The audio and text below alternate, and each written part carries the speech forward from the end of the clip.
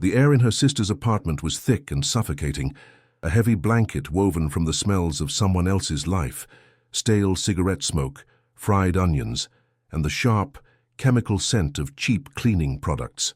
Ilara felt her own presence as an intrusion, a ghost haunting the edges of a family that was not her own. Every night was the same agonizing ritual. She waited until the sounds of the blaring television faded and her sister's family was asleep, their snores a dissonant chorus in the tiny space. Only then would she allow herself to look at her own children, Leo and Sophia, curled together on a thin mattress on the floor, their small bodies tangled in a single worn blanket. She felt a familiar, cold stone settle in her stomach. It wasn't just grief, it was the chilling, physical sensation of shame, the humiliation of being a burden. Her entire life, everything she and João had built, was now crammed into a single, battered suitcase in the corner, a sad monument to a life abruptly shattered. The exhaustion was a physical weight, pressing down on her shoulders, making every breath feel like a deliberate, painful effort. Her fingers, raw and calloused from a lifetime of sewing, trembled as she laid out the contents of her wallet on the cluttered coffee table. The light from the street lamp outside cast long, distorted shadows, making the pathetic collection look even more meager. A crumpled 20 was a few tens and a fives and a handful of coins. She counted them again, though she already knew the total by heart, the number seared into her brain. $87. The number was a mockery, a cruel joke. Beside the small pile of money lay two pieces of paper that felt heavier than lead. One was the stark, red-stamped eviction notice from their old apartment. The other was the bill for João's funeral. A debt that felt like a second tombstone pressing down on her. A wave of nausea rose in her throat. How could it cost so much to bury the man you love? How could the world be so cruel as to demand payment for her deepest sorrow? The cold grip of panic tightened around her chest, a familiar and unwelcome visitor. She was drowning, and the surface felt miles away. It had been 2 months since the call from the quarry, 2 months since a detached, clinical voice had used the word accident. An accident. The word felt hollow, a lie she could feel in her bones. Ilara closed her eyes, and for a moment she could almost smell him, the familiar, comforting scent of sawdust and the faint, sweet smell of the pipe tobacco he used to smoke. She could feel the memory of his calloused hands holding hers, the sound of his deep, rumbling laugh that always made her feel safe. But the memory was a double-edged sword. It brought a fleeting moment of warmth, immediately followed by an icy wave of grief so powerful it stole her breath. The official report said a loose rock face had given way, a tragic, unavoidable event. But João was careful. He knew that quarry better than anyone. A bitter anger simmered just beneath the surface of her sorrow. Something was wrong. The story they told her felt like a poorly constructed wall, with cracks she couldn't see but knew were there. Accidents happened, they had said, but not to João. Not like that. A quiet sob caught in Ilara's throat as she looked at her children, her precious, innocent children who had lost their father and now their home. Sophia, only 6, still sometimes woke up in the night crying for her papai. And Leo, at 10, was trying so hard to be the man of the house, his young face set in a permanent, worried frown that didn't belong on a child. He clutched a small, hand-carved wooden bird in his sleep, the last gift his father had ever made for him. Ilara felt a surge of fierce, protective love that was so intense it was physically painful, clashing violently with her overwhelming sense of helplessness. Her heart ached with the feeling that she was failing them. She was their mother, their protector, and she couldn't even provide them with a bed of their own. Silent tears, hot and stinging, finally escaped and traced paths down her cheeks. She cried without a sound, a skill she had perfected over the past 2 months, terrified of waking them and letting them see her break. She stood and walked to the small window, pressing her forehead against the cool, damp glass. Below, the city lights stretched out like a galaxy of indifferent stars, each one a home, a life, a place of warmth and safety that felt a universe away from her. She felt invisible, erased. The distant wail of a siren seemed to echo the silent scream trapped in her own chest. This was it. This was the bottom. $87 stood between her children and the street. The weight of it all, the debt, the grief, the homelessness, the gnawing suspicion about João's death. crashed down on her at once. A terrifying emptiness opened up inside her, a void where hope used to be. She closed her eyes, feeling nothing but the cold glass on her skin and the cold dread in her soul. Ilara's story of desperation is just beginning. To follow her harrowing journey and discover if a mother's love can truly conquer all, make sure you subscribe to our channel and turn on notifications. Days later, fueled by a frantic, desperate energy that bordered on madness, Ilara forced open the rusted latches of the last bastion of her old life, João's heavy wooden trunk. She wasn't looking for memories. She was a predator, hunting for anything with a scrap of value to sell. The moment the lid lifted, a ghostly aroma of him, sandalwood, cedar, and faint, sweet pipe tobacco enveloped her, and she felt her knees weaken. It was an ambush of the senses, a painful haunting. Her fingers, which felt numb and clumsy with sorrow, dug ruthlessly through his neatly folded things. Coarse work clothes, a few dog-eared geology textbooks, his worn leather wallet holding only a faded photo of her and the children. Nothing. The small flame of purpose flickered, about to die. Then, her searching fingers brushed against something stiff, tucked deep into a torn fabric side pocket. It was an old, yellowed envelope, the paper so dry it threatened to crumble at her touch. Her breath caught in her throat, a sharp, painful gasp. Inside, folded into a tight square, was a legal document, its paper brittle as a dead leaf. It was a deed to a small plot of land. The faded, spidery ink formed words that swam before her tear-filled eyes. Barn, and the name of a remote, forgotten county she'd barely heard of. Hope, a dangerous and unfamiliar emotion, fluttered like a trapped bird inside her ribcage. She spread the document out on the floor, her hands shaking so much she feared she would tear the fragile paper. The deed was an echo from a forgotten time, an inheritance from João's grandfather that he had mentioned once, years ago, and then dismissed as worthless. Worthless. To João, maybe, but to her, now, it was a lifeline, a roof, a place that was theirs, a place no one could evict them from.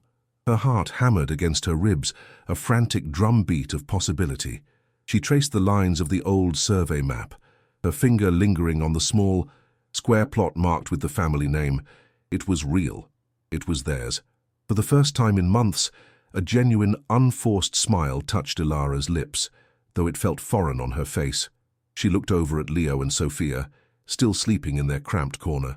A powerful wave of determination washed over her, extinguishing the cold dread for a precious moment. They would go. They would take this one. Desperate chance.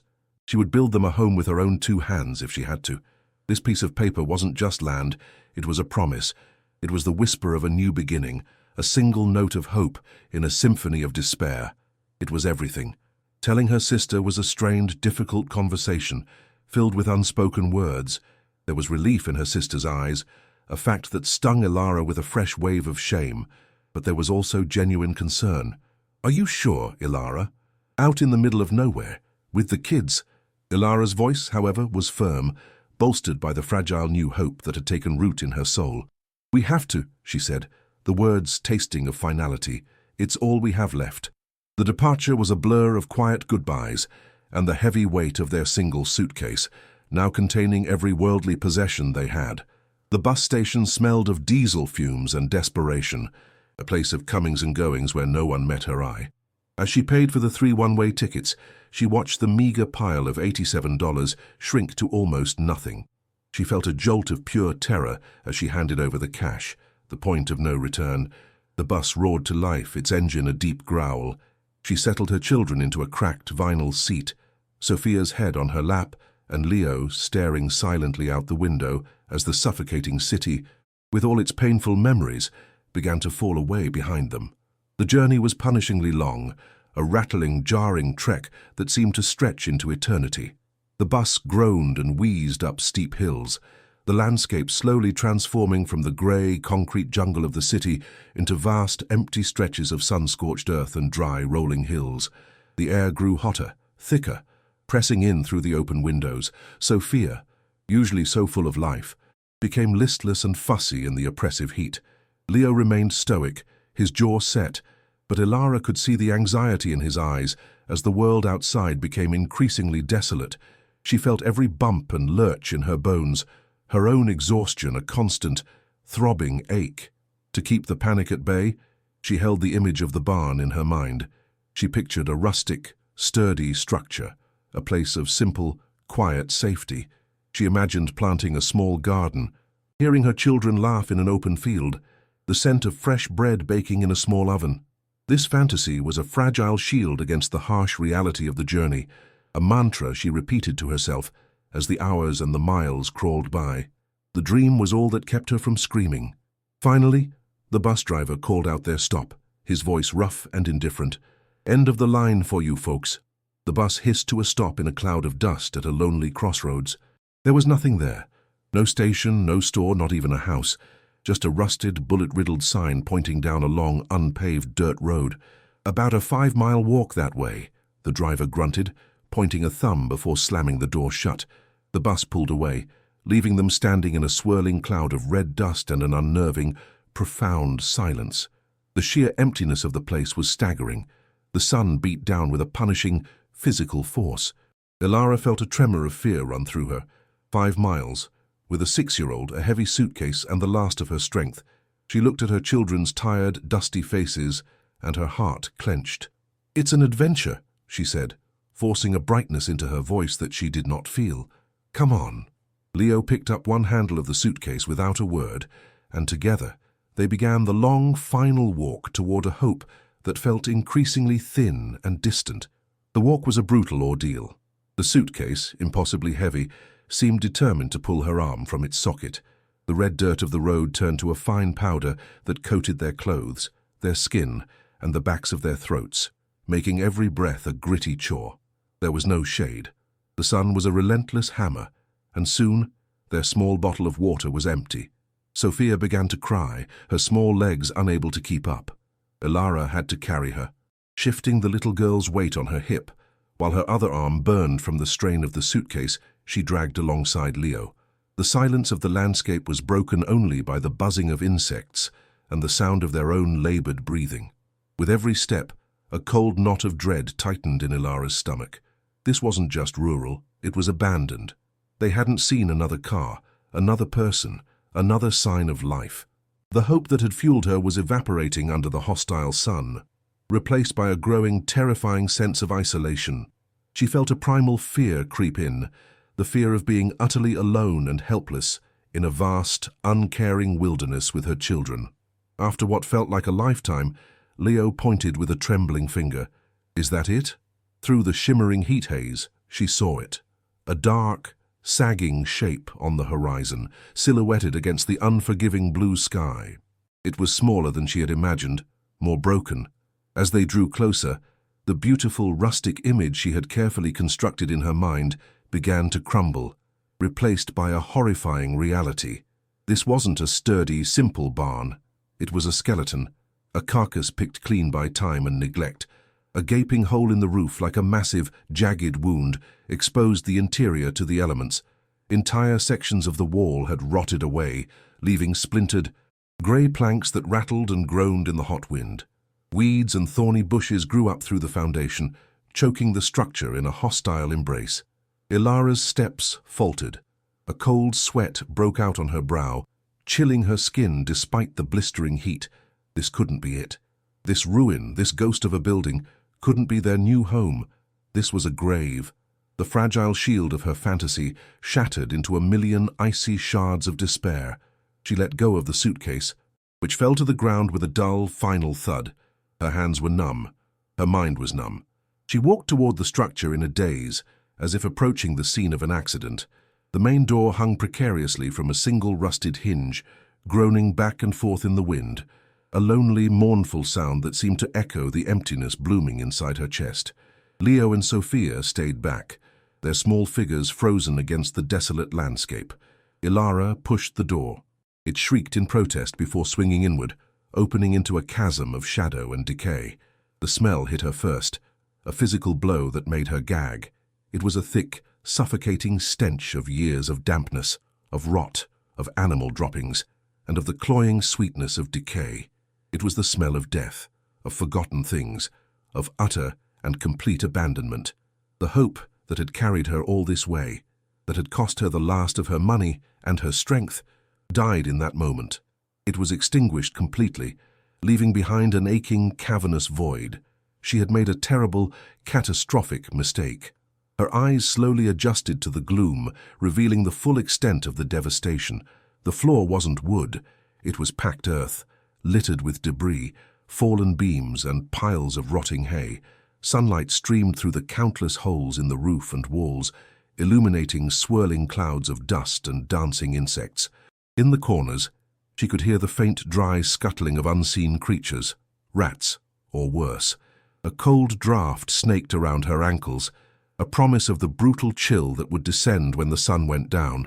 There was no electricity, no wires led to the building. There was no running water, no well or pump was visible anywhere on the property. It was a shell, a cold, unsafe, and profoundly lonely shell, miles from civilization, with no resources and no way out. The full weight of her decision crashed down on her. She had dragged her children from the relative safety of a crowded apartment into a dangerous, derelict ruin. The crushing feeling of failure was absolute, a physical pressure that made it hard to breathe. Her knees felt weak, and she had to grip the rotten doorframe to keep from collapsing. Sophia, her face streaked with dirt and tears, finally broke the silence. A small, heartbroken wail escaped her lips. "Mommy, I'm scared. I want to go home." The words were a knife in Ilara's heart. She turned and saw Leo standing stiffly, his knuckles white as he clutched the small wooden bird his father had carved for him. He wasn't crying.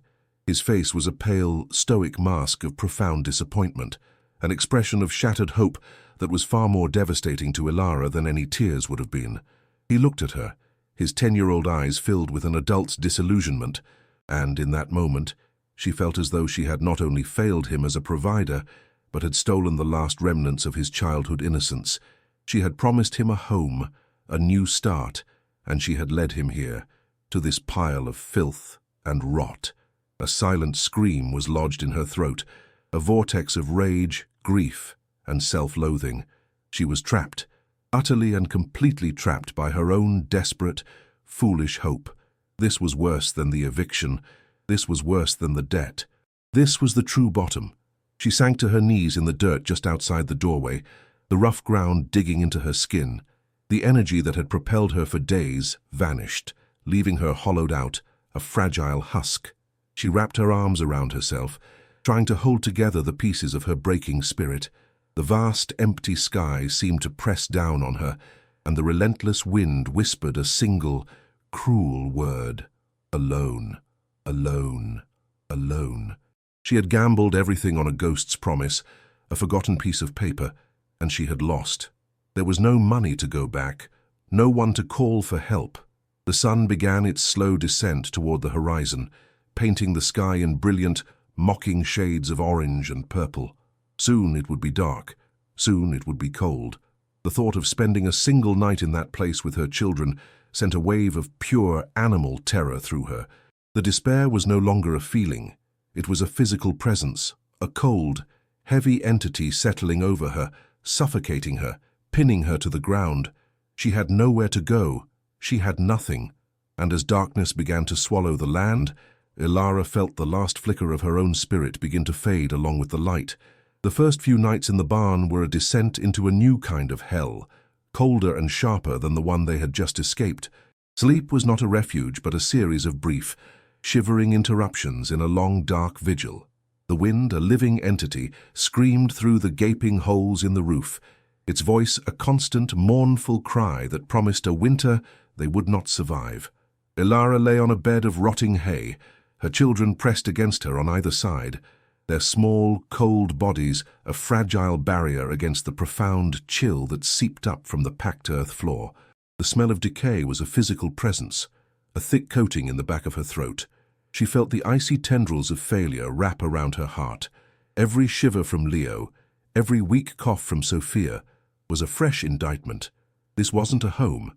It was a tomb in waiting, and she had led them right to it. She felt the hollow ache of hunger in her stomach, a familiar pain that was now sharpened by the visceral fear of watching her children suffer. Survival became a mindless, grueling ritual. By day, she scavenged the perimeter of the property for dry wood, her hands becoming scratched and raw from tearing at thorny brush. She used Juaume's old Zippo, one of the few sentimental things she'd kept, to coax a pitiful, smoky fire into existence in a small clearing on the earthen floor, a small orange god they huddled around.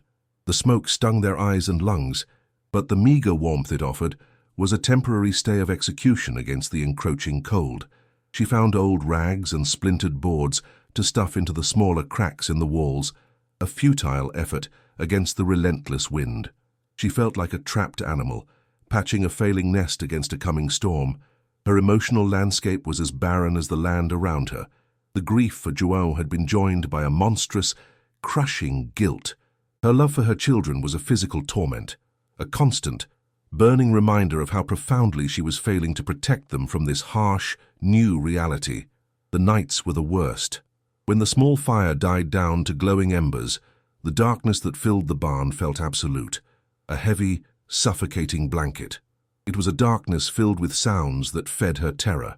The dry, furtive scuttling of rats in the walls, the groan of rotting wood protesting against the wind, the distant, lonely howl of a coyote. Ilara would lie perfectly still, her ears straining, her body rigid with a primal fear. She was the sole guardian at the gate of this ruin, and she felt utterly unequipped for the task. Her muscles ached with a deep, permanent exhaustion, but her mind never rested. It replayed her mistakes in a torturous loop, leaving her sisters, spending the last of their money, believing in the foolish fantasy of a deed. A cold, hard certainty settled in her soul. They were trapped. There was no way out. The hope that had propelled her here had been a cruel mirage, and now the desert was real, vast and deadly. It happened on the third night, the coldest one yet. A storm was rolling in, the wind rising to a furious shriek, and the temperature had plummeted. Ilara had piled every scrap of cloth they owned on top of her children, who were whimpering fitfully in their sleep. She was sitting up, her arms wrapped around her knees, her teeth chattering uncontrollably. When the scent first cut through the air, it was so completely out of place that for a moment her brain refused to process it. It was not the stench of mold or damp earth or smoke. It was clean, warm, and deeply familiar, sandalwood and rich, sweet tobacco. Her breath caught in her throat, a sharp, painful gasp. Her entire body went rigid. It was Juaume. It was the scent of his cologne, the one he wore on their wedding day, the one he'd dabbed for special occasions. It was the smell of his warmth, his presence, his love, her heart, which had been a slow, cold stone in her chest, suddenly hammered against her ribs, a frantic, terrified rhythm. A wave of vertigo washed over her, and she gripped the damp hay to steady herself. It couldn't be. It was impossible. He was gone. The smell was a ghost, a phantom conjured by a mind fractured by grief and exhaustion. She squeezed her eyes shut, praying for it to disappear, for the familiar, foul odors of the barn to reassert themselves. But the scent lingered, a delicate, persistent thread of sandalwood and tobacco woven into the tapestry of decay. It was so real, so vivid. She could almost feel the phantom warmth of his arm around her, hear the low rumble of his voice in her ear. Tears, hot and silent, streamed down her face. Was this what it meant to go mad? To be so broken by loss that her senses began to lie to her, tormenting her with the very thing she could never have again? The scent was both a comfort and a torture, a beautiful lie in a hideous truth. A sob caught in her throat, a raw, painful sound that she choked back before it could wake the children. She tried to dismiss it, to force the rational part of her mind to take control. It was the wind, she told herself, carrying a strange scent from miles away. It was a trick of the mind, a memory so powerful it had become a hallucination. But her heart knew better. That specific combination of sandalwood and sweet tobacco was Juaume's signature, as unique to him as his fingerprint. She had bought him that cologne herself for their 5th anniversary. It wasn't a generic smell. It was him. The scent began to fade as the wind shifted, leaving her in the cold, stinking darkness once more, but its brief appearance had irrevocably altered the atmosphere. It had planted a seed of impossible mystery in the barren soil of her despair. She spent the rest of the night wide awake, her senses on high alert, every nerve ending tingling with a mixture of terror and a strange, unnameable hope. The ghost of João had visited them, and she didn't know if it was a blessing or a curse. The next day, she said nothing to the children. How could she explain it? That she thought their dead father's ghost was haunting this ruin. Leo was already too burdened with adult anxieties, and Sophia was too young and fragile. Elara tried to focus on their survival, on finding more wood, on her futile patching of the walls, but her mind was elsewhere. She kept sniffing the air, her head turning at every shift of the wind, trying to catch the scent again. It felt like a madness, a secret obsession. The day passed, and the scent did not return. A part of her was relieved, while another part felt a profound disappointment, as if a lifeline had been offered and then cruelly snatched away. She started to believe it had been a hallucination after all, just one more symptom of her breaking mind. The despair she had briefly held at bay began to creep back in, colder and more certain than before. The world was back to its grim, scentless reality. Then, that evening, as she was telling Sophia a whispered story to distract her from the gnawing hunger in her belly, it happened again. A faint, almost imperceptible whisper of sandalwood on the breeze. It was there for only a second, then gone. But it was enough. It was real. She wasn't crazy. Her head snapped up, her eyes wide in the gloom. Leo, who had been listlessly carving a piece of wood with his father's old pocket knife, suddenly went still. "Mom," he whispered, his voice trembling slightly. "What's that smell?" Elara's heart leaped into her throat. "What smell, meu filho?" she asked, her own voice barely a whisper. It smells like Dad's closet," he said, his young face a mask of confusion and grief. The confirmation was a physical jolt, a current of electricity that shot through Elara's exhausted body. It was real. Leo smelled it too. It was not a ghost. It was something tangible, something with a source. A new kind of energy ignited within her, an energy born not of hope but of pure, driving curiosity. This was a puzzle, a riddle left behind in this desolate place, and it was the first thing in months that felt more powerful than her own grief. The scent was a thread, and she was going to pull on it until she found where it led. For the rest of the night, and all through the next day, she became a hunter. She moved methodically through the cavernous barn, her senses fully alive for the first time since the accident. She ignored the cold, the hunger, the fear. Her entire being was focused on this one impossible task, hunting a scent. She would stand in one spot for minutes at a time, her head tilted, breathing deeply, then move to another. The children watched her with worried eyes, her strange behavior a new and frightening development in their unstable world. She was a woman possessed, haunted by a perfume, driven by a question, why? She soon discovered a pattern in the scent's elusive appearances. It wasn't random. It was strongest in the northwest corner of the barn, the corner most protected from the wind and rain by a small grove of hardy, wind-stunted trees. The structure in this corner was more intact, the foundation stones solid and deep. Whenever a breeze managed to sneak through a crack in the wall, it seemed to carry the scent from this specific area. She knelt on the cold, damp earth, pressing her face close to the rough, moss-covered stones of the foundation. The smell was undeniably stronger here. It clung to the cold granite, a bizarre and intimate aroma in this place of decay. It was as if the stones themselves were weeping the scent of her dead husband. A shiver that had nothing to do with the cold ran down her spine. The source was here. It was inside the wall. The impossibility of it made her heart pound with a wild, frantic energy. For hours, she ran her hands over the surface of the foundation, her fingers probing every crack, every seam in the old mortar.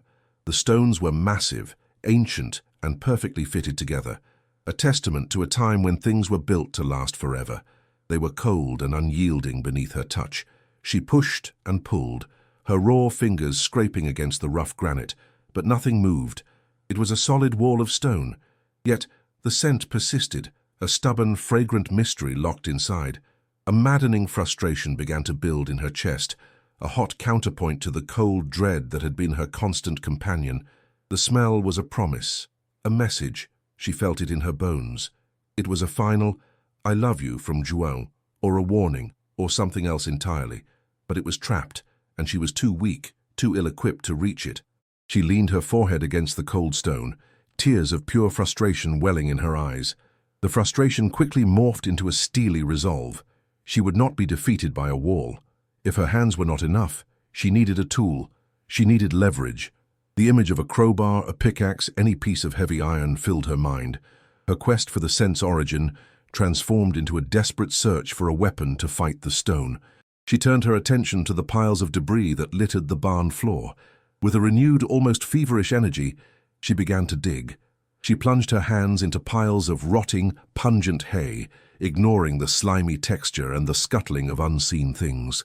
She overturned splintered planks and kicked aside rusted pieces of forgotten farm equipment. Leo, seeing the manic determination in her eyes, began to help, his small hands digging alongside hers.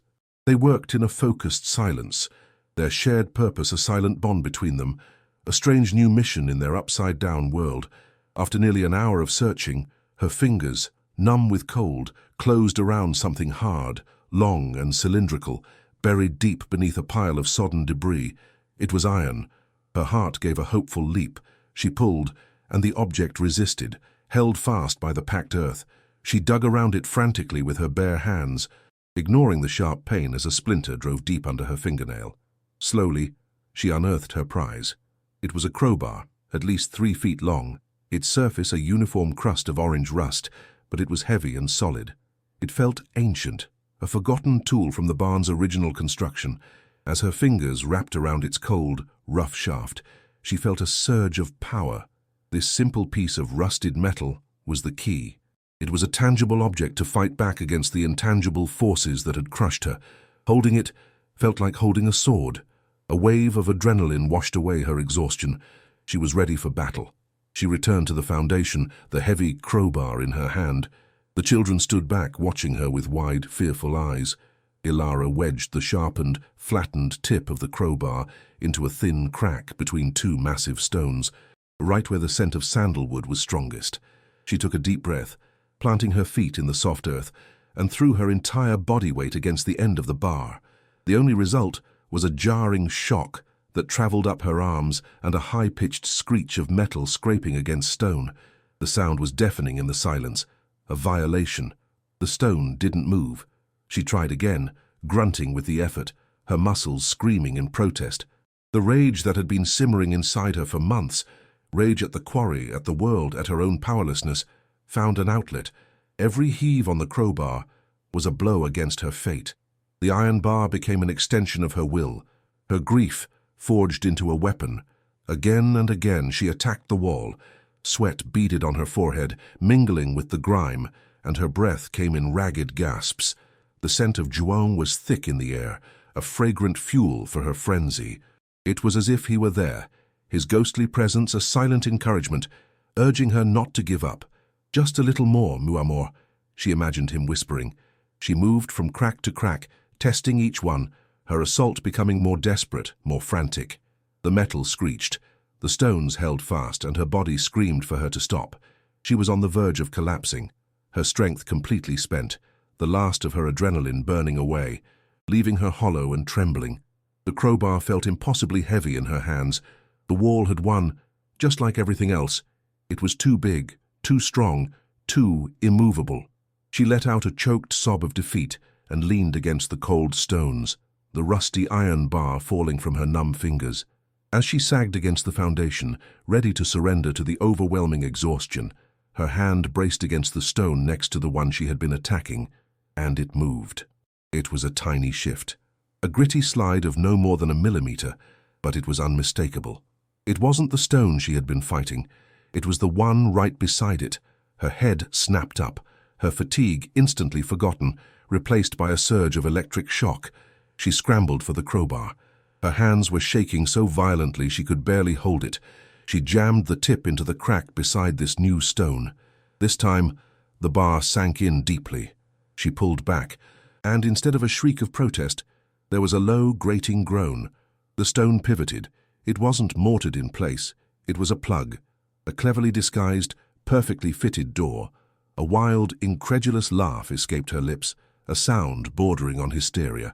She worked with a feverish speed now, her scraped and bleeding hands forgotten. She used the crowbar to wiggle the heavy stone plug back and forth, widening the gap with each movement. Leo, seeing her success, rushed forward. "I can help, Mum," he shouted, his voice filled with a child's excitement at a great discovery.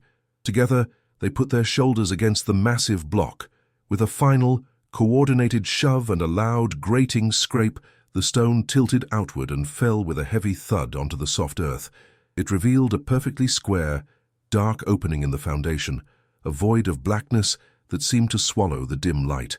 A gust of cool, preserved air rushed out, and with it, the scent of João, now incredibly strong, pure and undiluted. It was like opening a time capsule. He had been here. He had made this. A shiver of awe and profound love ran through her. With her heart hammering against her ribs, Ilara knelt and reached a trembling hand into the dark cavity. The interior was smooth and cold, not rough stone. Her fingers brushed against something hard and rectangular. It was a box, a metal box. The opening was lined with a soft, dull grey and surprisingly heavy metal. She recognized it from one of João's old textbooks. Lead. It was a lead-lined compartment, designed to protect its contents from moisture, from time, from discovery. This was no spur-of-the-moment hiding place. This was deliberate, planned, and meant to last. She carefully worked her fingers around the box, her hands shaking. It was heavier than she expected. She pulled it from its hiding place, her breath held tight in her chest. She dragged it out into the weak afternoon light, her mind reeling with 1,000 questions. What had her husband, a simple quarry worker, been hiding with such elaborate care? The box was made of steel approximately the size of a shoebox and was brown with a fine layer of rust. There was no lock, no latch, no visible seam. It was sealed shut. For a moment, she was stymied. But then her eyes fell on the crowbar. She had her key. She instructed Leo to stand back. Then she placed the sharp, chisel-like end of the crowbar against the thin line where the lid met the body of the box. She struck the end of the crowbar with a heavy rock. The clang of stone on iron echoed through the ruin. The first blow only made a small dent. She hit it again, harder, and again, channeling all her remaining strength into each strike. A small gap appeared. She wedged the crowbar into the opening and pried with all her might. The steel groaned, bent, and then, with a final, sharp, satisfying crack, the seal broke. The lid popped open. She lifted the lid, her heart pounding a frantic, painful rhythm. For a heartbeat, she felt a pang of crushing disappointment. There was no glitter of gold, no stacks of cash. The salvation she had unconsciously begun to hope for wasn't there, but her disappointment lasted only a second, replaced by a deeper, more complex curiosity. Lying on top was a small, neatly folded cloth. She picked it up. It was a simple handkerchief, and as she brought it closer, the overwhelming scent of sandalwood and tobacco filled her senses. This was the source. This was the ghost. It was a simple, clever, heartbreaking message, a breadcrumb of scent left for her to follow. A single, hot tear dripped from her chin onto the cloth, a tribute to the love and forethought of the man who had left it.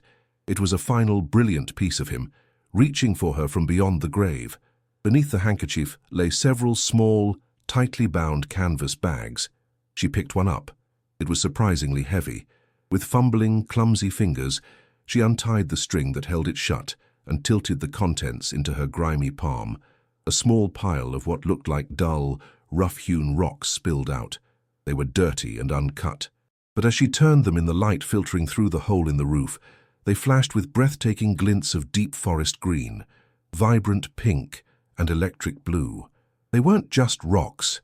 She didn't know what they were, but she knew, with a certainty that settled deep in her bones, that they were valuable. They felt like compressed energy, like captured light. She had no idea of their true worth, but they were a treasure far stranger and more beautiful than simple cash. A dozen more questions bloomed in her mind, each one more urgent than the last. Underneath the bags of stones lay the true heart of the discovery. The first was a thick, leather-bound journal. She opened it, and her breath caught in her throat. It was João's handwriting, the familiar, neat script she knew as well as her own. Page after page was filled with his writing, with dates and notes, and sketches. It was his diary, a secret diary. The sight of it was an intimate, painful shock, a piece of his secret life she never knew existed. Why would he keep this from her? A cold knot of fear began to form in her stomach. This was more than just a hidden treasure. It was a hidden life. She had a sudden, chilling premonition that this book contained truths she was not prepared to face, answers to questions she had been too afraid to ask. This was the story of his final months, a story he couldn't tell her in life. Beside the diary lay a thick sheaf of folded papers. She carefully picked them up. The top sheet was not a letter or a legal document, but a map. It was a highly detailed geological survey map of the entire region, sprawling across several large, connected pages. It was covered in Joanne's handwriting, with complex notations, circled areas, and strings of numbers she didn't understand. She saw the location of the quarry marked, and next to it, their own small plot of land also circled, with lines and arrows connecting the two. It was the work of a professional, a geologist, not a simple quarryman. She remembered the dog-eared textbooks in his trunk, his quiet passion he always downplayed as a simple hobby. It was never just a hobby. This map, this diary, these strange, beautiful stones, they were all pieces of a single, terrifying puzzle. Ilara sank back on her heels, the open box before her like a Pandora's curse. The initial thrill of discovery had curdled into a cold, creeping dread. This was not a simple inheritance. This was a secret that Joanne had died to protect. The impossible scent, the hidden compartment, the lead lining. It was all designed to preserve this box, to ensure that one day she would find it. It was a final message, a last testament, an inheritance of truth. The accident at the quarry was no accident. The thought, which had been a whispered suspicion in the back of her mind, now solidified into a cold, hard certainty. He was murdered. And the reason for his murder was right here, in this box, in her hands. She looked from the diary to the map to the glittering stones, and she felt the weight of her husband's dangerous knowledge settle onto her own shoulders. She closed the journal, not yet ready to read the words inside. Her hands were trembling. She looked over at her children. Leo stood silently a few feet away, his young face pale, his eyes fixed on the box with an understanding that was far beyond his years. Sophia had crawled into his side, hiding from the intensity of the moment. Ilara realized with chilling clarity that this discovery had not saved them. It had done the opposite. It had painted a target on their backs. Whatever secret Joanne had uncovered, whatever was valuable enough to kill Foray, was now her secret. The isolation of the barn, which had been a symbol of her despair, now felt like a terrifying vulnerability. They were alone, unprotected, and in possession of a truth that had already cost one man his life. The mystery of the scent had been solved, but it had opened a door to a new, far more dangerous reality. As the last embers of their pitiful fire glowed like dying eyes in the oppressive darkness, Ilara finally found the courage. The children, exhausted by hunger and cold, had succumbed to a restless sleep, their shallow breaths the only sound besides the groaning of the old wood. With hands that trembled so violently she could barely control them, she lifted the leather-bound journal from the steel box.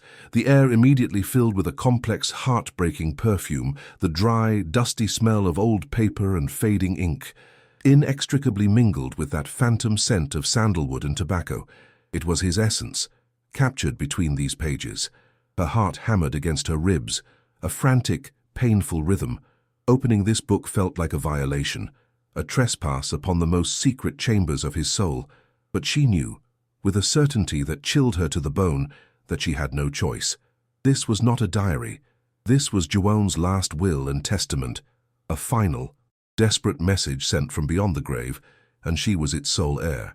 She expected to find complex calculations or frantic notes, but the first page she turned to was dated almost a year ago, on their anniversary.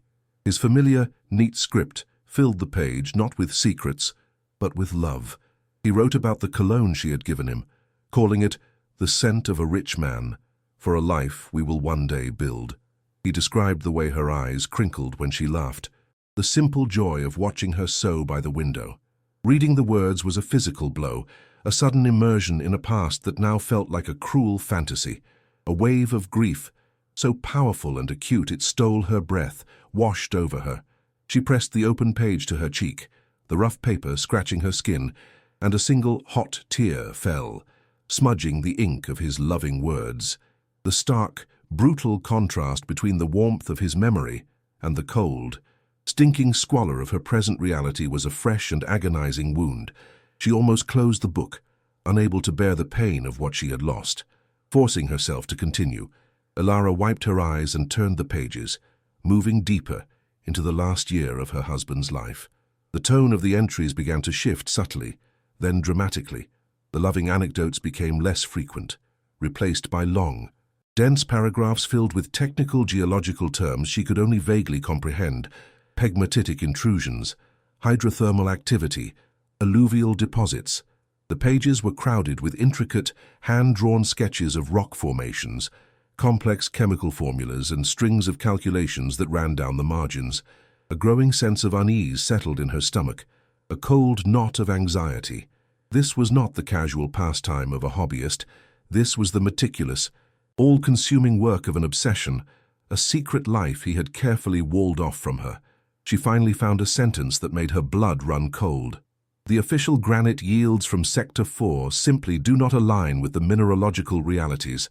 Something is missing, something valuable. Her fingers, clumsy with a rising sense of dread, flipped through several more weeks of entries until she landed on a page where the ink was darker, pressed harder into the paper. The date was circled 3 times, and a single triumphant phrase was scrawled at the top: "I found it, on our land." His excitement was a palpable force, a vibrant energy that seemed to leap off the page and electrify the cold air around her. Joanne described, in breathless detail, his discovery of a small, nondescript outcropping of rock near the barn's foundation. He wrote of cracking one open to find the unmistakable neon glow of elbate, a form of tourmaline. But it was more than that. The tests he described, the specific mineral signature, pointed to something far rarer, a treasure of unimaginable value: Paraíba tourmaline, the most sought-after gemstone on the planet. Her heart, which had been beating a slow rhythm of sorrow, began to pound a frantic, chaotic drum. She glanced at the dirty canvas bags, at the dull rocks inside. The truth was beginning to dawn, and it was blinding. The diary entries that followed laid out the horrifying scale of the truth. With a colder scientific precision, João explained his discovery. His own small plot of inherited land was merely the outermost tip of a colossal geological formation. The primary vein, a massive, undocumented deposit of the priceless gems, ran deep beneath the earth, stretching for miles, with its richest concentration located directly under the land owned and operated by the Quarry Company. They weren't mining granite. They were secretly, systematically plundering a gemstone motherlode worth hundreds of millions, possibly billions, of dollars. They reported it as cheap aggregate and granite, a monstrously audacious fraud designed to evade billions in federal taxes and mineral royalties. The sheer, breathtaking scope of the crime made a wave of nausea rise in Ilara's throat. A cold sweat broke out across her forehead as she understood the power of the men João had discovered. This was not a simple theft. It was a shadow empire built on a mountain of lies. The triumphant tone of discovery quickly vanished from the diary, replaced by a heavy, suffocating fear. The entries became a chronicle of João's profound moral crisis. "What do I do?" he wrote, his handwriting becoming less steady. "Oh, to reveal this is to declare war on a king." He spoke of his fear, but it was never for himself. His terror was for her, for Leo, for Sophia. He knew what would happen if he challenged these men. It was here, in these frightened, desperate entries, that the name first appeared: Coronel Bastos. The name was written as if it were a curse. João described him as the quarry's owner, a man whose power was absolute, whose influence was a cancer that had metastasized throughout the region. "He owns the town," João wrote. "The mayor, the sheriff, every official with a price. He is a ghost who controls the living." Reading the name, Ilara felt a tangible chill snake its way down her spine, the fear on the page becoming a living thing inside the dark barn. After weeks of tortured indecision, the diary recorded João's final, fatal choice. "I cannot let them steal our children's future," he wrote, his script once again firm, imbued with a grim resolve. This wealth belongs to the land, to the people, not to one corrupt man. He laid out his meticulous plan. He would not go to the local police. He knew they were on Bastos's payroll. Instead, he would assemble a case so airtight it could not be ignored. He would gather the geological survey map he was secretly creating, the physical samples of the Tourmaline Sea and crucial evidence he had managed to glimpse, copies of the quarry's falsified shipping manifests that proved the fraud. His intention was to bypass the entire local system and deliver his evidence directly to the federal police and the National Mining Agency in the state capital. He knew the risk was monumental, but his sense of justice, his love for his family, had overcome his fear. It was a declaration of war, written quietly in the dead of night. The final few pages were a descent into paranoia and terror. The entries became short, frantic and sparse, the handwriting jagged and barely legible. "Someone is watching me. The new foreman. He's always there." He wrote of small and unsettling incidents at the quarry, a safety line that felt frayed, a piece of heavy machinery that malfunctioned just as he walked by. The terror was no longer a philosophical fear. It was a physical, immediate presence in his words. It was in these last days that he described building the hidden compartment in the barn, his secret legacy. He wrote of lining it with lead to protect the contents and soaking their anniversary handkerchief in his cologne. "If you are reading this, meu amor," one heartbreaking line read, "it means I have failed. But the truth is, in this box. It is our son's birthright. It is our daughter's future. Don't let him win." The words were a ghostly command, a sacred duty passed from his hands to hers, a burden of truth and vengeance. The last entry was dated the day before the accident. It consisted of only 3 words, scrawled in a shaky, almost illegible hand. "They know, forgive me." Ilara stared at the phrase, her vision blurring as hot tears filled her eyes. The sentence was a confession, an apology, and a death warrant all in one. It was a final, devastating confirmation. The rock face hadn't given way. He was pushed. He was buried. He was silenced. For a long, silent moment, she felt nothing but an icy, hollow emptiness. Then, something new and terrible erupted from that void. It was not grief, it was rage, a pure, white-hot volcanic fury that burned away every tear, every trace of fear and sorrow. They had not just taken her husband from her, they had murdered him in cold blood, and then left her and his children to starve in a ruined barn.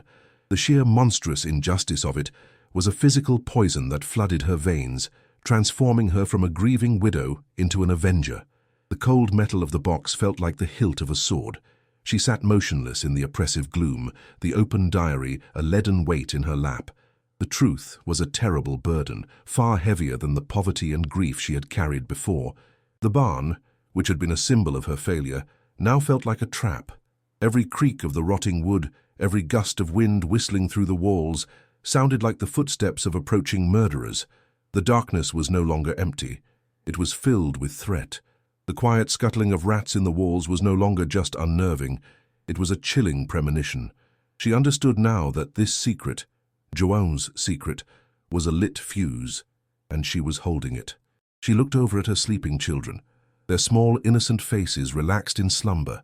The fierce, protective love she felt for them was now tangled with a primal, animalistic terror. They were not just homeless and hungry. They were the children of a man who knew too much, and she, his widow, was now the sole keeper of that deadly knowledge.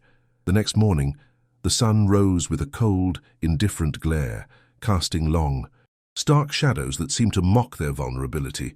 The world looked the same, but Ilara was a different woman. The listless, hollowed-out despair that had consumed her was gone, burned away by the fury of the previous night. In its place was a sharp, hyper-vigilant tension. Every muscle in her body was coiled tight, her senses straining for any sign of danger. Her movements were swift, silent, and deliberate as she packed the diary, the map, and the bags of stones back into the steel box. She placed the cologne-soaked handkerchief on top, a silent promise to her husband. Then, she slid the heavy box back into its dark, stone-lined cavity and wrestled the plugstone back into place, scraping dirt and moss over the seams until it was invisible once more. She told Leo only that the box contained important papers from his father, her voice low and firm. making him promise never to speak of it to anyone. The secret was buried again, but she could feel its weight pressing up from the cold earth. It happened late that afternoon. Ilara was trying to patch a hole in the wall when Leo grabbed her arm, his face pale with alarm. "Mom," he whispered, pointing. She followed his gaze to the long dirt road. In the distance, a thick plume of red dust billowed into the air, rising steadily, growing closer. Her blood ran cold. This was not the slow, ambling progress of an old farm truck. The sound reached her a moment later, a deep, powerful, confident growl of a modern, expensive engine. It was the sound of wealth and authority, a sound that did not belong in this forgotten corner of the world. Her heart began to hammer against her ribs, a frantic drumbeat of pure terror. "Get inside," she hissed, grabbing Sophia's hand and pulling both children into the deepest shadows of the ruined barn. A gleaming black pickup truck, so clean it seemed to absorb the light, barreled down the road and skidded to a halt just yards from their position. The engine cut abruptly, and the sudden, profound silence that followed was deafening, pregnant with menace. The driver's side door of the immaculate truck opened with a quiet, expensive click. A man emerged, and Ilara instinctively shrank further into the shadows, pulling her children behind her. He was tall, broad-shouldered, sirs, and moved with an easy, predatory grace. He wasn't dressed for the country. He wore crisply pressed linen trousers and a brilliant white shirt that seemed to repel the dust and grime of the landscape. A fine Panama hat was tilted low, casting his face in shadow, but Ilara didn't need to see his eyes to feel the cold, calculating weight of his gaze. He surveyed the derelict barn, his eyes lingering on the ragged figures of Ilara and her children, and a small as condescending smile touched his lips. He moved as if he owned the very ground he walked on, his polished boots barely disturbing the dust. There was no doubt in her mind. The aura of absolute, untouchable power was a physical force. This was the man from the diary. This was Coronel Bastos. She felt the air leave her lungs, her body frozen in place. Bastos walked toward them, his steps slow and deliberate. The crunch of his expensive boots on the gravel, the only sound in the tense silence. He stopped a few feet away, his shadow falling over them like a shroud. "A sad state of affairs," he said, his voice a smooth, deep baritone that held no trace of sympathy, only a cold, metallic edge. "I heard the widow of poor Joan was attempting to live here." His eyes flickered with something that looked like amusement. "I knew him. A good, strong worker. But he sometimes got ideas above his station." The casual cruelty of the remark was a physical slap. He then gestured vaguely at the ruin. "I'll give you $5,000 for this worthless pile of sticks, a gesture of goodwill, to help you get back on your feet." When Ilara remained silent, her mind reeling, his smile vanished, replaced by a mask of cold impatience. Tragic, his accident. These old quarries are treacherous places. It's a dangerous world out here, Senora. For a lone woman, for small children, accidents happen all the time. The words were not a warning, they were a promise. A chilling, deliberate echo of her husband's fate, delivered with the calm assurance of a man who held the power of life and death in his hands. Coronel Bastos stood before her, a wolf disguised as a benefactor, his insultingly low offer a test of her knowledge. He was fishing, trying to see if she knew the real value of the dirt beneath her feet. Ilara clutched her children's hands, their small, warm bodies the only real thing in a world that had dissolved into a nightmare. In a hidden compartment just feet away lay the evidence that could destroy this man, the truth that could bring justice for João. But speaking that truth now, in this place, would be a death sentence. The $5,000, as insulting as it was, represented an escape. It was a bus ticket away from this grave, a chance to disappear, to keep her children safe. It meant letting a murderer win, but it also meant living. What would you do in her place? Would you take the money and run, burying the truth to save your children, or would you defy the monster, risking everything for justice? The black truck disappeared in a cloud of red dust, but its presence lingered, a toxic stain on the air.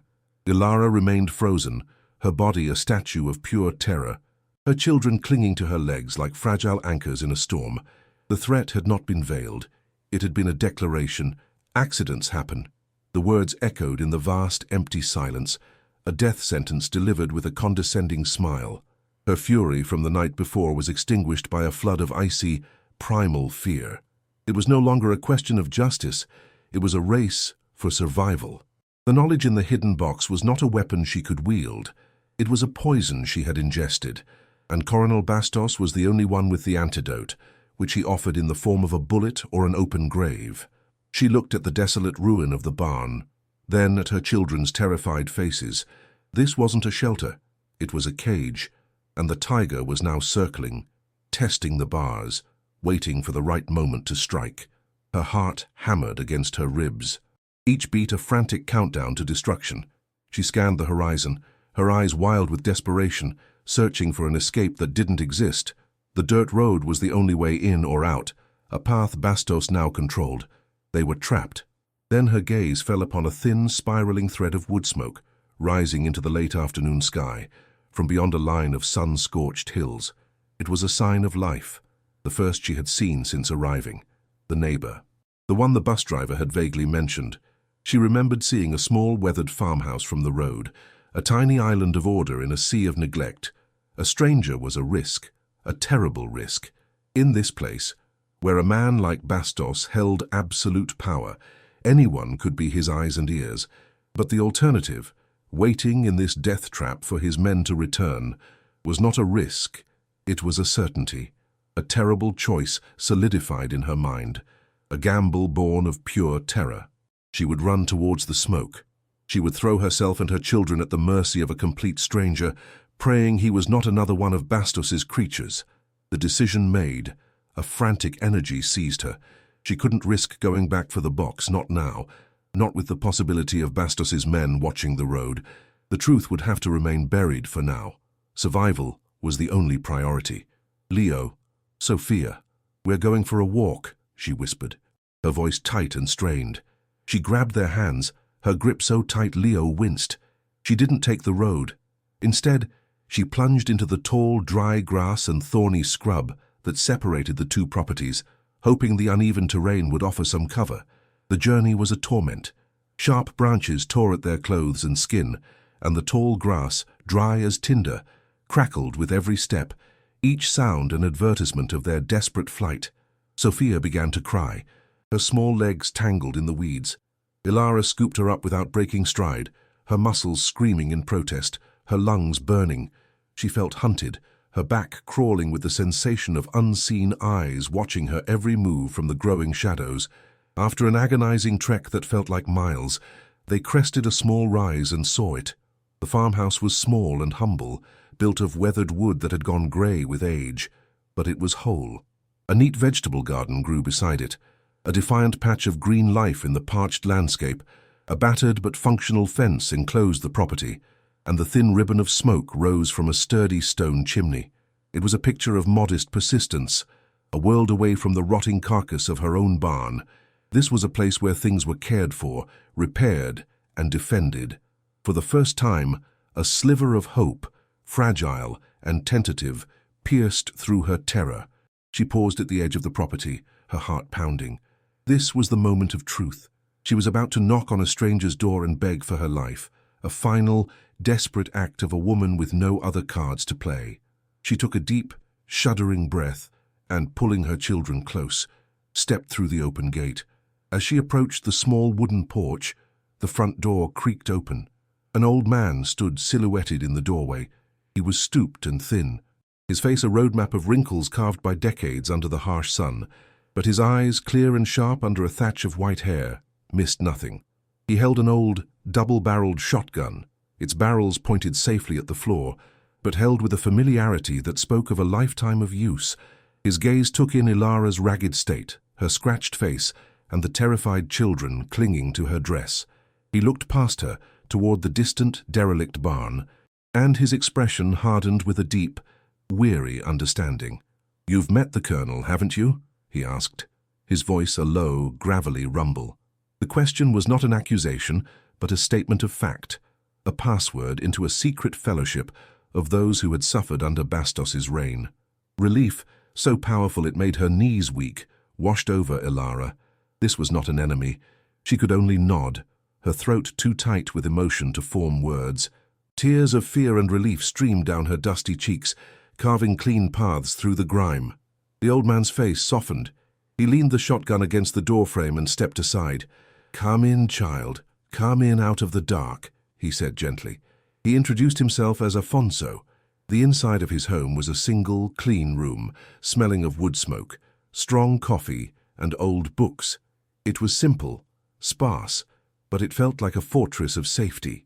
He gave the children a glass of cool water from a pitcher and a piece of sweet, crumbly cornbread, which they devoured like starving animals. Watching them eat, Ilara felt a wave of gratitude so profound it was painful. This simple act of kindness was the first she had received since João's death, and it broke through the dam of her composure. A raw, ragged sob escaped her lips, and the entire story of Bastos's visit, his threat, and her terrifying flight came pouring out of her. Afonso listened in silence, his weathered face grim, his eyes fixed on hers. He nodded slowly as she spoke, as if her story were merely filling in the details of a tale he already knew by heart. When she finished, the room was quiet save for the crackle of the fire in the small hearth. The weight of her confession hung in the air, a shared burden. She knew she needed to give him more, to make him understand the true depth of the danger. With a trembling hand, she reached into her pocket.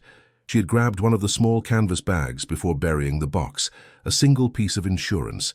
She untied the string and poured the contents into her palm.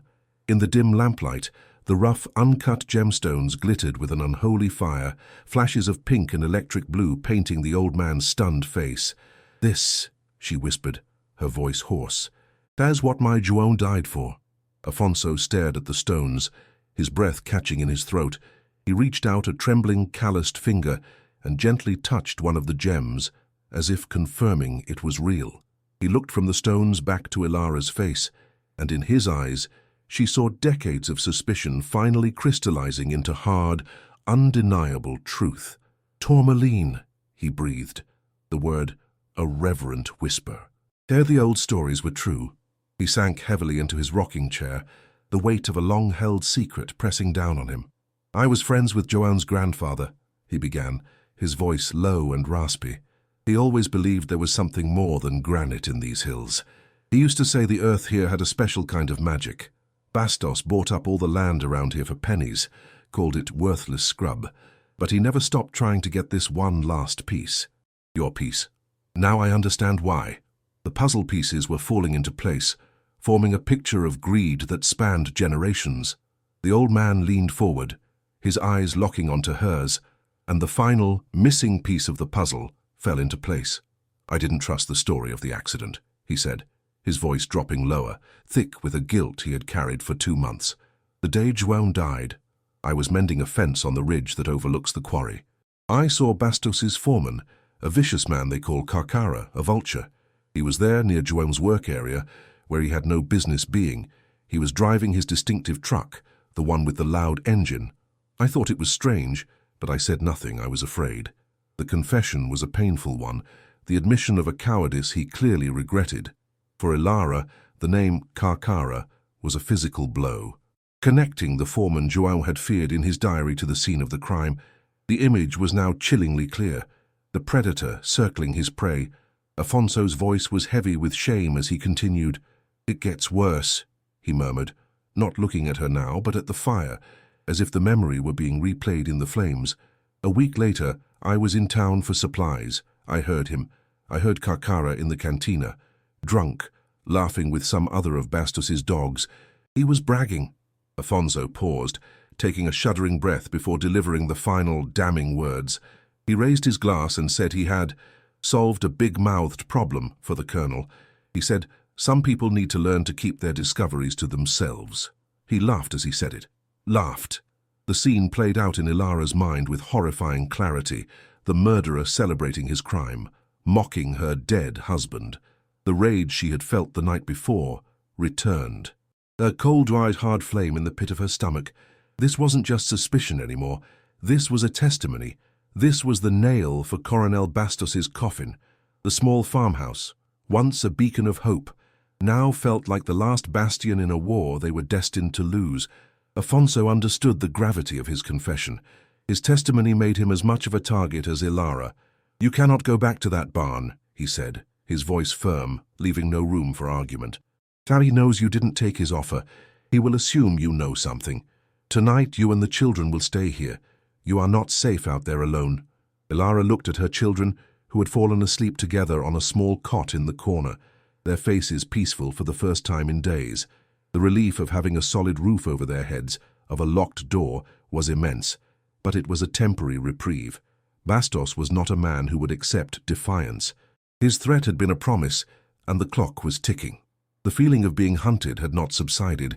It had only moved with her into this small, fragile sanctuary of a stranger's home. Afonso stood and walked to a dusty corner of the room, pulling a heavy blanket off a piece of old electronic equipment. It was an ancient CB radio, a relic from another era. The phone lines to this part of the county are a joke, and Bastos pays the sheriff to ensure they stay that way. "But this," he said, patting the metal casing, "this talks to the world. It's old, but the signal is strong. I know a man, a lawyer in the capital, a good man. He fights for people the world forgets. At first light, we will call him. We will tell him everything. A plan, a concrete course of action. It was a lifeline." For the first time since Joan's death, Ilara felt she was not drowning alone. She had an ally. It was a partnership forged in grief and fear, but it felt as strong as steel. The night outside was dark and foreboding, but inside the small farmhouse, a tiny, defiant flame of justice had been lit. They sat in silence for a long time, the only sounds the crackling fire and the gentle breathing of the sleeping children. The tension in the room was a living thing, a coiled snake of anticipation. Every gust of wind that rattled the window pane made them both jump, their nerves stretched to the breaking point.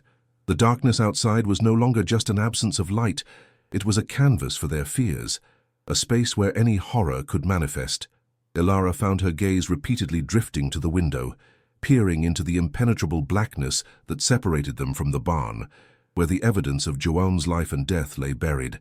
She felt a profound unease leaving it there, a feeling that she had abandoned the most important part of her husband. It was a sacred trust, and she had left it unguarded in the heart of enemy territory. The thought was a cold stone in her stomach, a premonition of her own terrible mistake.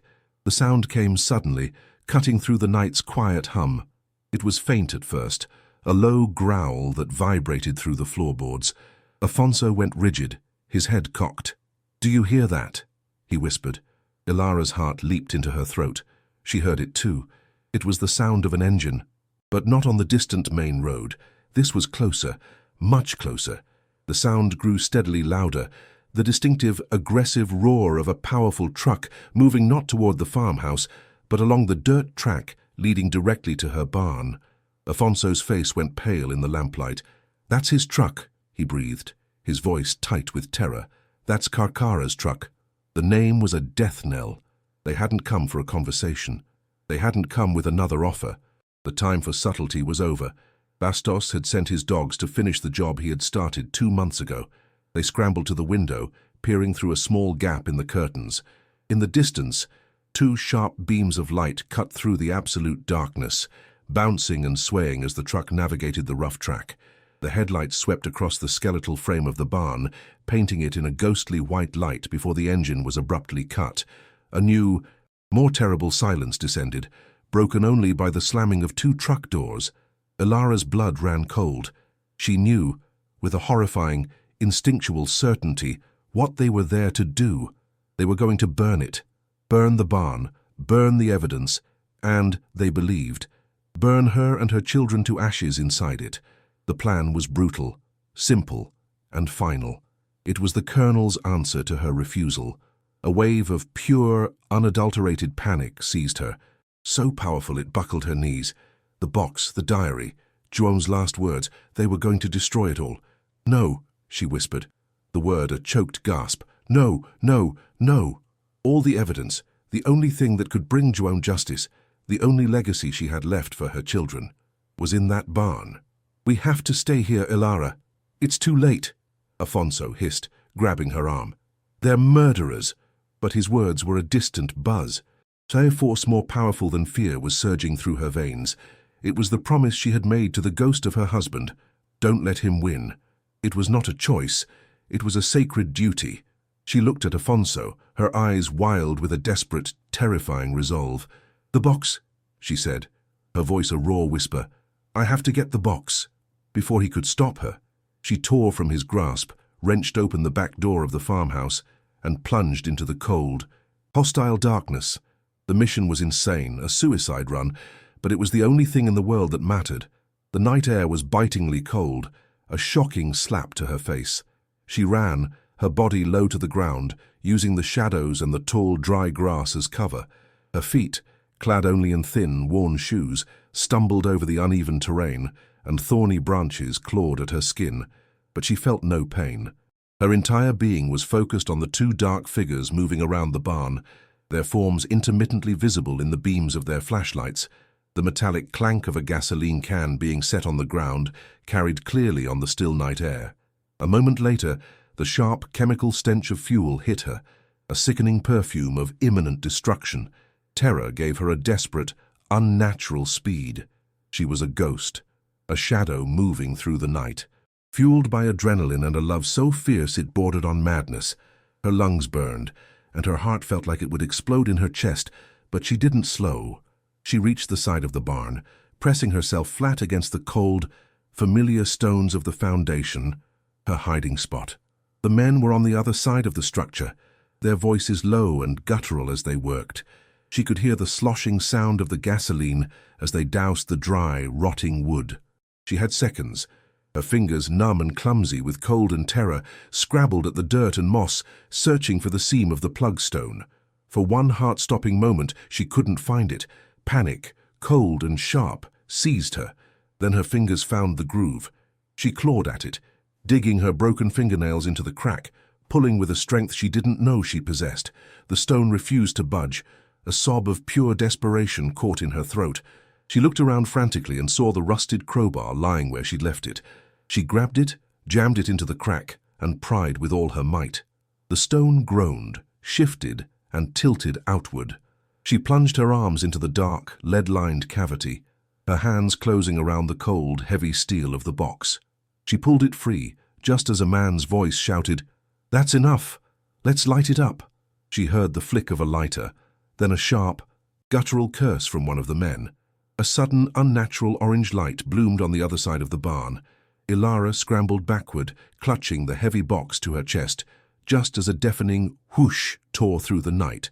A wall of fire erupted, climbing the side of the barn with terrifying speed, devouring the old, dry wood. The sudden, brilliant light illuminated the entire area, casting her in stark relief against the darkness.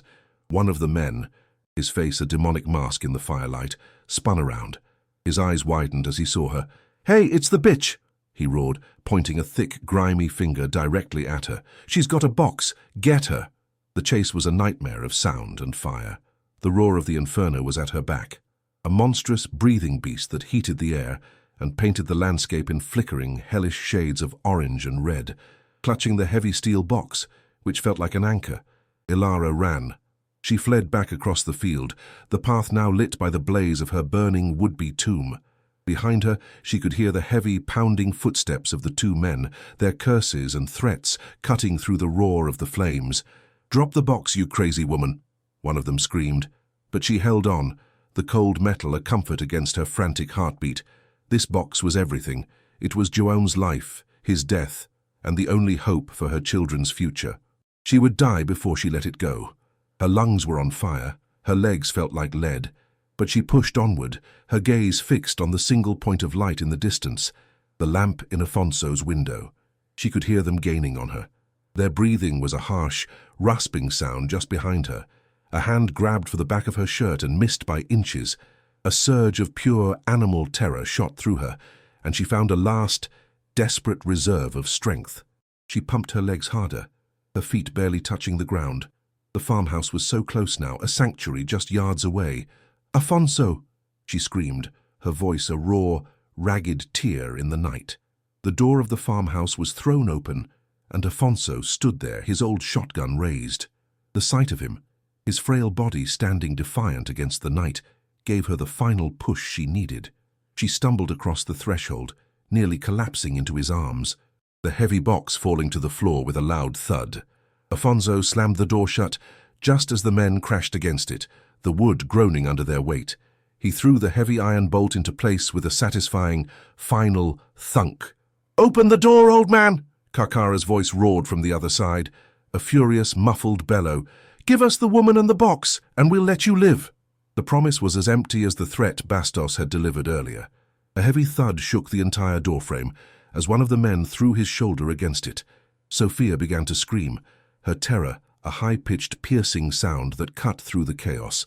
Leo, his face pale and his eyes wide with a terrible understanding, rushed to his sister's side, trying to comfort her. The barn was now a towering pillar of fire, a massive funeral pyre that cast dancing, monstrous shadows across the walls of their small shelter.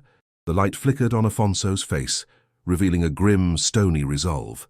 He checked the breech of his shotgun, the click-clack of the mechanism, a sharp, definitive sound in the besieged room. They were trapped, a tiny island of defiance in a sea of fire and hate. While Karkara's men threw their full, brutal weight against the door, the old wood groaning in protest, as if it were a living thing in pain, Afonso scrambled to the dusty corner of the room. His frail hands moved with a desperate, practiced haste that belied his age. He flipped a series of worn toggle switches on the ancient CB radio, and the machine, a relic from a forgotten time, hummed to life with a loud, promising crackle of static electricity. The roar of the fire outside was a deafening, monstrous beast, its hungry, wind-whipped flames casting flickering, demonic shadows that danced wildly across the walls of their tiny sanctuary. Sophia's terrified screams were a thin, sharp counterpoint to the deep-throated fury of the inferno, a sound that tore at Ilara's soul. She, her body trembling uncontrollably, pushed a heavy wooden chest against the door, her breath coming in ragged sobs. She could smell the gasoline even through the thick wood, a sickening promise of their intended fate. Afonso frantically turned the dial, the static hissing and popping, a desperate search for a clear channel through the chaos. Come on," he muttered, his knuckles white as he gripped the cold plastic microphone. The world had shrunk to this single room, a fragile bubble of life, surrounded by a sea of fire and hate, with only a disembodied voice as its last, impossible hope for salvation. "Mayday! Mayday! This is Afonso Almeida at grid reference 79 Delta. Is anyone there? I need to speak to Dr. Matias Alves." Afonso's voice, amplified by the radio, was thin and reedy against the crackling static, but it was filled with an iron resolve. For a moment, there was only a hiss in response. Then, a voice cut through the noise, sharp, clear, and calm. "Afonso, this is Matias. What is it? What's wrong?" Ilara's heart leaped into her throat. Afonso didn't waste a second. Words tumbled out of him, a frantic but coherent torrent of information. "João's widow is here. They murdered him, Matias, for gemstones, tourmaline. Bastos is behind it all. He sent his dogs, Karkara is his name.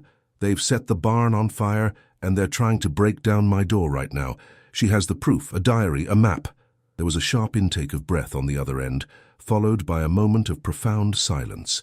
Then the lawyer's voice returned, transformed, no longer just calm but lethally focused.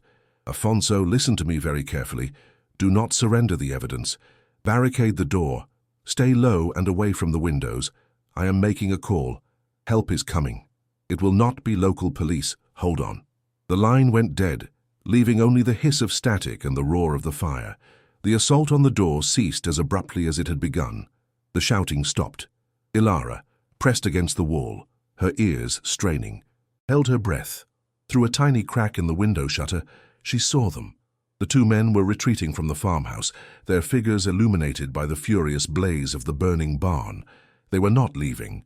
Instead, they climbed back into their truck, parked it further down the dirt track and cut the engine. The truck was now a dark, silent predator, its form barely visible against the fiery backdrop. Waiting. The long, terrifying vigil began. The air in the room was thick with the acrid smell of smoke that seeped through every crack, a constant reminder of the tomb they had so narrowly escaped. Ilara held her sleeping children, stroking their hair, her body a shield against the horrors of the night. Afonso sat in his chair, the old shotgun resting across his lap, his gaze fixed on the door, Every creak of the old house, every gust of wind, was a new jolt of terror. The minutes stretched into hours, each one a small eternity. The only thing that kept the despair at bay was the lawyer's promise, a single thread of hope in an endless, suffocating darkness. They were trapped, waiting for one of two things, the dawn or the return of the monsters. Dawn arrived not with a gentle glow, but as a grim grey light filtering through the smoke-filled sky. The barn was gone, reduced to a blackened, smouldering skeleton of charred beams that still exhaled thin tendrils of grey smoke. The black pickup truck remained, a silent, stubborn vulture guarding the road. Ilara felt a cold knot of despair tighten in her stomach. The lawyer's promise felt like a distant dream, a false hope from a world that couldn't possibly reach them here. But then, a new sound began to permeate the morning quiet. It was a low, rhythmic thrumming, a sound that vibrated not in the ground, but in the air itself. Afonso's head snapped up. "Do you hear it?" he whispered, his eyes wide. The sound grew steadily louder, a powerful, determined whoomp, whoomp, whoomp that was utterly alien to this desolate landscape. Leo ran to the window. "A helicopter!" he shouted, his voice a mixture of awe and relief. At the same time, down the road, a convoy of dark, unmarked SUVs appeared, kicking up a storm of red dust as they sped toward the farmhouse with silent, professional urgency. This was not the arrogant growl of Bastos's power. This was the overwhelming sound of federal authority, a symphony of justice arriving at last. From her vantage point at the window, Ilara watched the scene unfold like a dream of vengeance. The helicopter, a dark dragonfly against the grey sky, circled low, its downdraft whipping the tall grass into a frenzy. The SUVs screeched to a halt, surrounding Karkara's pickup in a pincer movement before he or his man could even react. Doors flew open and men in black tactical gear, marked with the bold yellow letters of the Policia Federal, swarmed out, moving with a fluid, terrifying efficiency. Karkara, caught completely by surprise as he stepped out of his truck with a thermos of coffee, dropped it in shock. The arrogant swagger he had displayed was instantly gone, replaced by the slack-jawed panic of a cornered animal. Before he could utter a single word, he was thrown against the side of his own truck, his hands wrenched behind his back. The other man surrendered without a sound, his hands held high in the air, his face a mask of disbelief. It was over in seconds. The raw, brutish force that had terrorized them was dismantled with a calm, surgical precision that was both breathtaking and deeply, profoundly satisfying. Justice didn't just knock, it kicked down the door. The federal operation was swift and comprehensive. While one team secured the farmhouse and took Ilara's statement, treating the steel box with the reverence of a holy artifact, another team, armed with a no-knock warrant signed by a federal judge, descended upon Coronel Bastos's sprawling estate. Ilara imagined the scene with a grim satisfaction, the agents storming past the manicured lawns and marble fountains, their heavy boots echoing on the polished floors of a home built with blood money. They found the colonel not in an office surrounded by armed guards, but in his opulent bedroom, clad in silk pajamas, a stark and pathetic contrast to his fearsome reputation. The mask of untouchable power shattered the moment the federal agents kicked in his door. His threats, his bribes, his network of fear, all evaporated in the face of a higher authority he could not control. The image broadcast on the news later that day was seared into the nation's memory. Coronel Bastos, his face pale and slack with shock, being led from his palace in handcuffs, his reign of terror brought to an ignominious, public end. The ghost who controlled the living had finally been exorcised by the light of day. In the weeks that followed, Ilara and her children were kept in a comfortable, secure government safe house in the state capital. The full weight of the federal machine ground into motion, and the truth of João's discovery was revealed to be even more significant than he had realized. Geologists and mining experts, dispatched by the National Mining Agency, analyzed the contents of the steel box. Their reports were staggering. The samples were indeed the ultra-rare Paraíba tourmaline, and the deposit, which they confirmed using João's meticulously drawn maps, was the single largest concentration ever discovered in the world. João's diary, coupled with the quarry's seized financial records and Afonso's eyewitness testimony, formed an irrefutable case. He was hailed posthumously as a hero, a brilliant, self-taught scientist who had uncovered a crime of monumental proportions. His name was cleared, his accident reclassified as murder, and his legacy transformed from that of a simple worker to a man of genius and integrity who had sacrificed his life for the truth.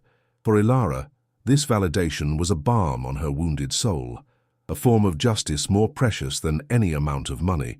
The legal resolution was as swift as the arrest. With Coronel Bastos and his entire criminal enterprise dismantled, the federal government moved to rectify the decades of injustice.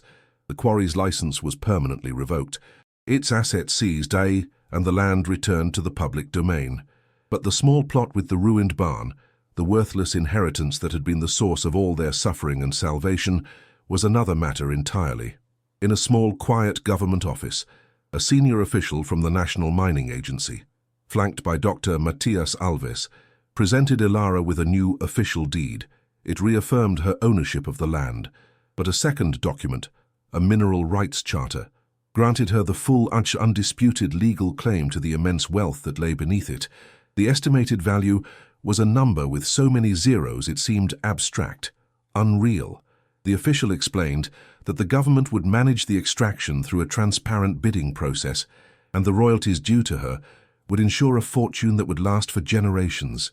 She thought of the $87 she had counted on her sister's table, the coins feeling like lead in her palm. The memory felt like a story from someone else's life. 1 year later, the air on the property no longer smelled of mold and decay.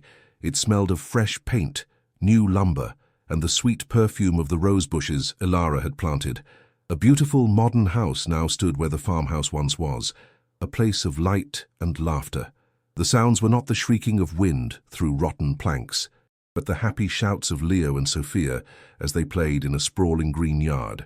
They were thriving, attending the best private school in the capital, their futures boundless and bright.